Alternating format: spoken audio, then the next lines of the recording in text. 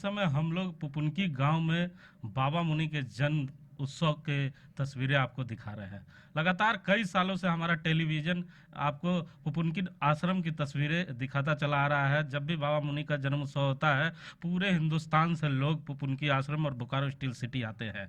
लेकिन इस बार हम आपको दूसरी जगह लेकर आए हैं। पुपुनकी आश्रम के बजाय हम लोग पुपुनकी गांव में उस जगह पे लेके आए हैं जहाँ पे बाबा मुनि की पहली जो मंदिर थी, जो स्थापना बाबा मुनि ने यहाँ पर किया था, मंदिर स्थापना किया था। हमारे साथ इस समय बात करने के लिए आनंद दा भी हैं, जो जब पाठ करा रहे थे तो लोगों ने मुझे कहा कि आनंद दा आज भावुक हो गए।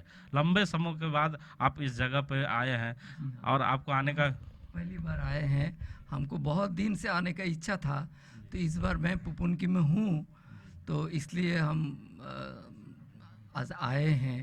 और हमको बहुत सौभाग्य है इस मंदिर में हम आके इतना लोगों के साथ एक साथ समवेत उपासना कर सका।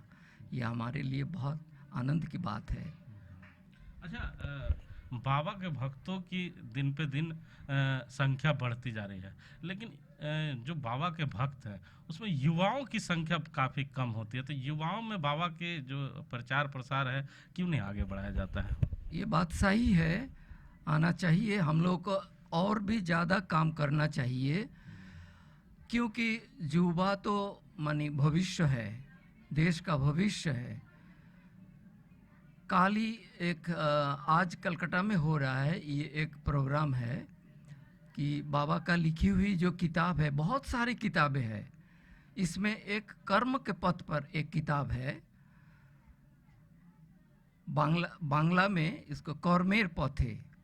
ये किताब बाबा का सबसे आगे लिखी हुई है, सबसे पहले प्रकाश हुआ है, आज से 100 साल पहले। उस किताब का हर एक वाणी जैसे देश का हर एक नागरिक का, विशेषतः युवा समाज के लिए है। ये भारतवर्ष के जो स्वाधीनता के पूर्व लिखा हुआ है, इसलिए हर एक वाणी जैसे देशो प्रेम के भरा हुआ है। तो ये वाणी सबके लिए है। हमारे तो हमको तो ये लगता है ये वाणी जो 100 साल पहले लिखा हुआ है, आज जो समाज का जो अवस्था है और जो ग्रॉस मॉरल डिग्रेडेशन, नैतिक एवं चारित्रिक, व्यापक नैतिक एवं चारित्रिक अधोपतन, ग्रॉस मॉरल डिग्रेडेशन जो समाज का हम आज देख रहे हैं, इससे उभरने के लिए, इससे मुक्ति पाने के लिए बाबा मुनि का ये उपदेश सबको सुनना चाहिए। उन्होंने क्या कहा? बाबा मुनि का हर उपदेश एकमात्र यही उपदेश है कि आप इंसान बनिए, अच्छा इंसान बनिए। बाबा मुनि ने 2-3 काम यूनिक किया है, अद्वितीय है।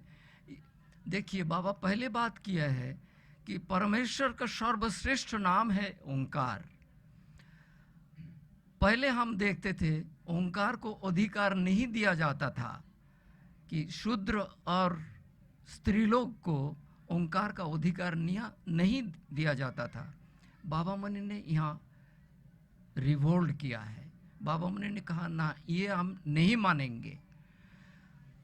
भगवान का सर्वश्रेष्ठ नाम ओंकार है। अच्छा आनंद, हम एक चीज़ आज जानना चाहते हैं, क्योंकि लंबे समय से मैं आ रहा हूँ और मेरे दिल में भी टीस है कि एक बार जरूर आपसे पूछूंगा कि जो बाबा मुनि का आश्रम है, इतना सुंदर आश्रम है, क्योंकि मैं पूरे हिंदुस्तान के कई मंदिर मस्जिद लोगों को दिखाया हूँ और कई आश्रम में भी गया हूँ। तो बोकारो स्टील सिटी में जो हमारे युवा पीढ़ी हैं, चाहे बच्चे हैं, उन्हें दिखाने के लिए लोग दूर दूर ले जाया करते हैं।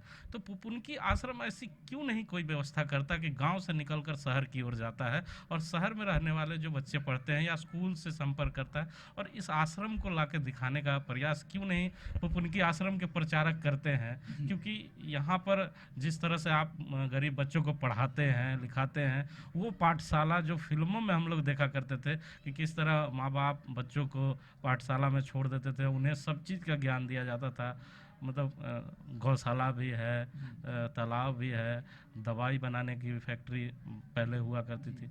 तो इस तमाम चीज़ों को शहर में क्यों नहीं प्रचारित किया जाता है और शहर के बच्चों को या स्कूल को क्यों नहीं आमंत्रण दिया जाता है कि आए यहाँ? ये हम लोगों का थोड़ा सा कमी तो है ही है, लेकिन हम लोग कोशिश में है।